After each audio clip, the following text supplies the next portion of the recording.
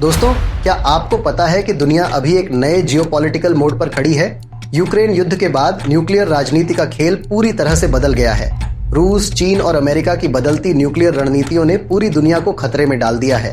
लेकिन इस खतरनाक खेल के बीच चीन ने अनएक्सपेक्टेडली रूस को एक जोर का झटका दिया है।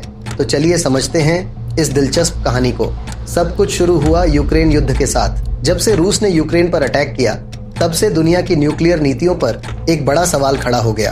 पहले कोल्ड वॉर के बाद अमेरिका और उसके सहयोगियों ने कभी इतनी बड़ी न्यूक्लियर चुनौती का सामना नहीं किया, लेकिन अब व्लादिमीर पुतिन अपनी न्यूक्लियर तलवार को घुमा रहे हैं, पुराने सोवियत नेताओं की तरह।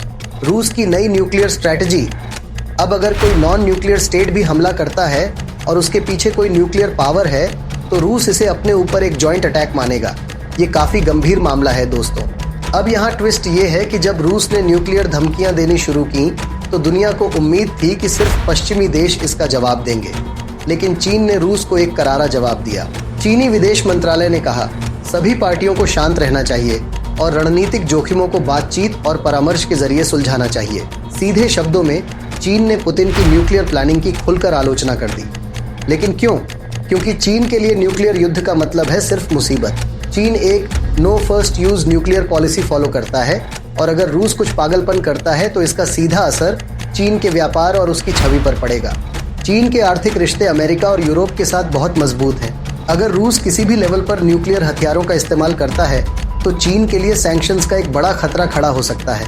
और शी जिनपिंग भले ही पुतिन के दोस्त हैं, लेकिन उनकी पहली प्राथमिकता है चीन का ग्रोथ और ग्लोबल इमेज। अब सवाल है, अगर रूस एक टैक्टिकल न्यूक्लियर हथियार यूक्रेन या नाटो देशों के खिलाफ इस्तेमाल करता है तो क्या होगा? एक्सपर्ट्स कहते हैं कि ऐसा होने के चांसेस कम हैं, लेकिन अगर ऐसा होता है तो दुनिया एक अनइमेजिनेबल संकट का सामना करेगी। इसका असर सिर्फ यूरोप और एशिया पर नहीं, बल्कि पूरी दुनिया पर पड़ेगा। चीन अब एक ट्रिकी पोजीशन में है। शी जिनपिंग चाहते हैं कि वह एक पीसकीपर बनकर अपनी इमेज को और स्ट्रॉन्ग करे। एनालिसिस कहता है कि चीन धीरे धीरे अपने बॉर्डरलेस रिलेशनशिप को फिर से परिभाषित कर रहा है। शायद इसी वजह से चीन ने यूरोप और अमेरिका के साथ अपने डिप्लोमेटिक रिश्ते बेहतर बनाने की कोशिश शुरू कर दी है। शी जिनपिंग का अल्टीमेट गेम है पावर बैलेंस और अपने नेशनल इंटरेस्ट को प्रोटेक्ट करना। तो दोस्तों, क्या पुतिन अपने न्यूक्लियर प्लान्स को छोड़ देंगे? क्या चीन और पश्चिम मिलकर रूस को रोक पाएंगे? और सबसे ज़रूरी, इस न्यूक्लियर चेसबोर्ड का अगला मूव क्या होगा? ये सब कुछ अगले कुछ महीनों में साफ होगा। ये कहानी आपको कैसी लगी? कमेंट करके बताएं। और अगर आपको ऐसे ही दिलचस्प जियोपॉलिटिक्स इनसाइट्स चाहिए तो चैनल को ज़रूर सब्सक्राइब करें। मिलते हैं अगले वीडियो में।